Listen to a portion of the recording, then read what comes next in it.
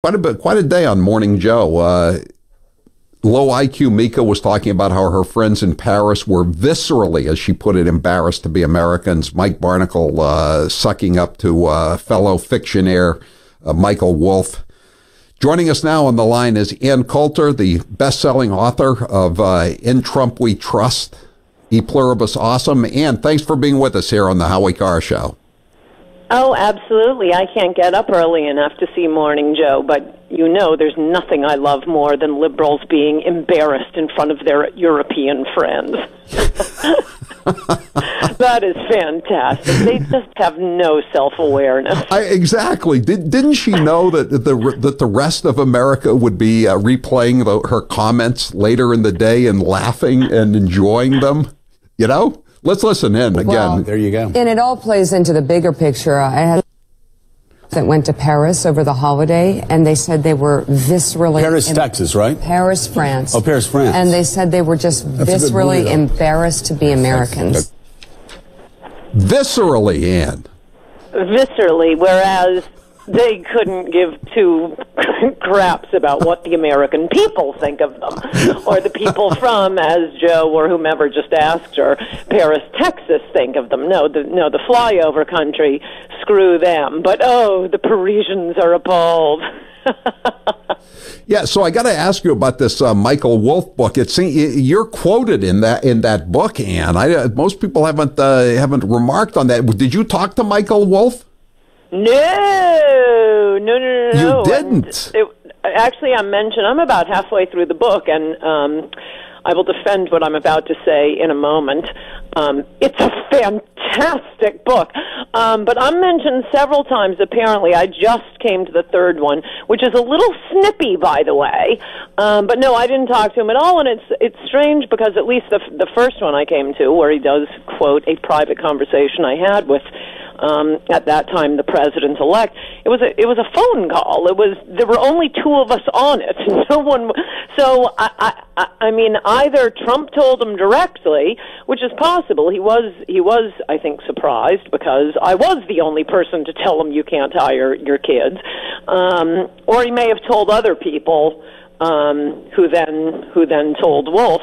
But as for the book, I'm about halfway through it, and if you discount all the quotes you're seeing in the media all the time, things that seem manifestly untrue, although someone may have said them to Michael Wolff. I mean, so far, I think the most egregiously false statement from the book, which I haven't come across in the book yet, but I've seen in the media reports, is a description of uber genius sainted Stephen Miller. Oh, we can't put two sentences together. Good grief, Miller has written all of these gorgeous, beautiful speeches. The Arizona speech Trump gave on immigration back when he was threatening to go soft on it.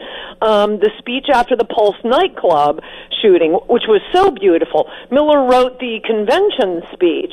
He called him an intern. I know Stephen Miller, and there's nobody who knows policy better than Stephen Miller. So that was just insane. I haven't even come across that in the book yet. But when you come across stuff like that, okay, somebody may have told that to Wolff. You discount it, you move on. It's it's actually a really great book, and it's not bad for Trump. But Ann, don't you have to check some of this stuff out? You know, like I mean, when the thing about Boehner, I mean that's ridiculous. I mean, everybody knows that's no, that's true. But you move on from that. I've been highlighting. I'm reading it on Kindle. I was going to not buy it at all, and then I couldn't stand it anymore, and I had to read it right away. So I bought it on Kindle, and. About halfway through chapter 1, I started highlighting in one color the interesting points, in another color the things that seem manifestly false, and I forget what the pink highlight was for. I think those were just crazy assumptions on Wolff's part. Somebody, a texter just asked me this, Anna, and it's a good question. Mm-hmm. Do you think Donald Trump should forgive Sloppy Steve? He's begging for forgiveness now. Well, Sloppy Steve does not come across well in this book, and most importantly, especially considering this is from a liberal journalist who I will say I think the major flaw of the book so far, and again, I'm only about halfway through, the major flaw of the book is, like the entire media, Wolff doesn't understand the phenomenon of Trump. I mean, I don't think either you or I are waiting to hear that, Trump has transformed into an elegant person. We don't care about that. The left, the media, they can't understand it. He had this uncanny ability to promote popular issues, and I wouldn't have thought that would take a work of genius, but considering that no other Republican has been able to figure it out, and certainly no Democrat, he obviously is a political genius. And that keeps, they're keeping, he will say things like, and there's no ideological point to this, and no, you're missing that. But if you take that out, his descriptions of Bannon are not flattering at all. His descriptions of the media, I think, are actually quite accurate. When he goes through the Russia scandal, he lays out the crazy theories, where it came from. It's unfortunate. I've seen some of his interviews on TV, and I guess to sell a book. How about this though, Ann? He says that Trump really didn't want to get elected president. Yeah, I don't believe that. So which one is it, Ann? He conspired with Vladimir Putin and committed treason and did all kinds of rotten things to become president of the United States, or he didn't want to be president at all, and this was just a gag to get NBC to re-sign him for a new season of The Apprentice. It can't be both. No, I agree, and I think it's crazy, but I do think people told Wolff that, because, certainly a lot of people said that to me, including, quote, Republicans throughout the campaign. Oh, come on, he doesn't really want this. And like you, I think you and I are the beating heart of the Trump supporters, and the idea that he didn't want to be president was madness. But so many people said that to me, so many people. So I don't think Wolff is making it up out of whole cloth, and I will blame Trump for one thing, and that is surrounding himself by all of these people who don't understand his message and just want to have it be business as usual. I think that explains a lot about what's going on with no wall, and he has done some great things on immigration. He just said in Nashville, by the way, that they are going to build a wall. And by the 617 wants to know what's your reaction. He's been saying that for 2 years, Howie. But what about he says the El Salvadorians have to go back. Yeah, in a year. But, it's better than nothing. Or apply for asylum, which they'll all get. No, we need a wall. He's got to be pedal to the metal on his real promises. Look, I love the guy, but it's because of what he said during the campaign. I understand the Trump message. The media doesn't, and most of his White House doesn't. He's got to remember what he said on the campaign trail, because he was magnificent. But, I've seen some of these interviews Wolff has done, and he's really coming down. Obviously, the audience he is appealing to now. What the heck, Trump threw it in his lap. He's going to be a gazillionaire now. No, I know. It's going to be all of the crazy never-Trumpers, anti-Trumpers, the pussy hat wearers. But I'm telling you, if you love Trump, this is actually a fun book. I think it's a stupid way to market the book. Listen to what Wolff said today. This is his latest quote on it. We're now in the realm of fake but accurate Mike Barnacle land. My evidence is the book. Read the book. If it makes sense to you, if it strikes a chord, if it rings true, it is true. If it rings true, it is true. Come on. No, I understand what he means, having read the book now. He'll indicate that someone has told him something. And again, you and I have heard people say all kinds of crazy, idiotic things about Trump. I didn't think he would put those people in the White House with him, but he did. And they were giving lots of idiotic quotes about Trump. I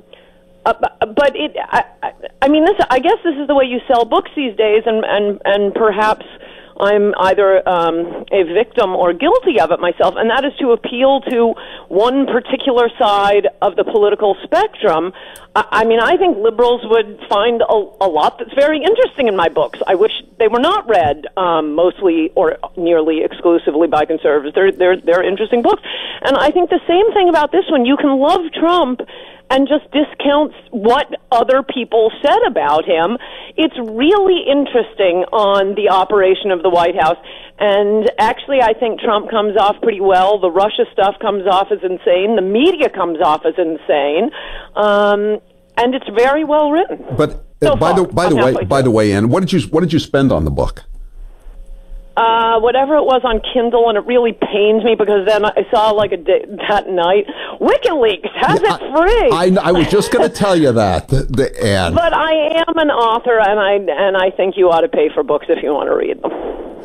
So people can't believe you're recommending this book. I mean, this is giving them another cudgel with which to bludgeon the President of the United States. Not really. I mean, they're going to do that anyway, and frankly, it makes them look crazy. The stuff about him being not fit for office in the 25th Amendment, I haven't gotten to that yet. I'm sure there are people in his White House who think that. And again, whose fault is that? I didn't hire them. You didn't hire them. Maybe not. As you know, the one TV show, people always want me to have a TV show, and I've never wanted one. I want one now just for the one episode where I invite people from the Trump White House on, hook them up to a polygraph, and ask them, did you vote for Trump? Well, I mean, who would you like to... Stephen Miller would still be there, and that's about it. I assume Trump voted for himself. You don't think Kellyanne Conway voted for Trump? Not in the primary. She was Cruz. Yeah, but I've been talking about the general election. I mean, no. You can't be... Look, yes, I'm sure she's very loyal to him right now. I'm not saying that. But she did say during the campaign that he built his business on the backs of the little guy. She was Cruz all the way and going on TV and denouncing Trump. Nikki Haley gave her response to the State of the Union address denouncing a Republican candidate running for president. You can guess who that is. But wouldn't you say Nikki Haley's doing a pretty good job at the UN? I think she's a nut. A nut? No, I think she's a bimbo and a nut. A bimbo? And all she wants to do is give brave little speeches demanding that we go to war. Hey, Nikki, me settle too. down. Come on, Ann. But no, part of it, what are the three pillars of what set Trump apart from every other Republican, and particularly the Bushes? Immigration. Number two, trade. Number three, he attacked the Iraq War, Howie. Nikki wants to send us off to war with 6 different countries. Oh, she gives those brave speeches doing her Winston Churchill but that's what she has to. I mean, but that's what the UN ambassador does, doesn't he? I mean, look at Adlai Stevenson during the Cuban Missile Crisis. I mean, he came across like he was Winston Churchill, didn't he? We're prepared to wait until hell freezes over. Moment. That was a really great moment. That's fantastic. Why don't you tell me about, what the Secretary of State did during Pearl Harbor? Fantastic. But I'm just telling you, I think sometimes that's the UN ambassador's job is to... She's a complete bimbo and a phony and a fraud and a never-Trumper. But let's move on to all the other people quoted off the record in this book. Yeah, okay, a lot of people don't like Trump and they don't understand him. This is a really interesting book. He obviously was sitting in the White House. It confirms a lot of things that you and I have talked about, a lot of things that have come out in the press, some that haven't, a lot more detail. It's a really fun read. And yeah, okay, every 5 pages there's something that I simply do not believe. Right. All right, Ann Coulter, thank you for being with us. We appreciate it. Did you ever check out Julian the Apostate? Oh, no, I have to do that. Thank you for reminding me. I forget things on the bike path. Thank you. I met Ann on the bike path. I told her to check out Julian the Apostate for various reasons. I'll tell you about it sometime. I'm Howie Carr.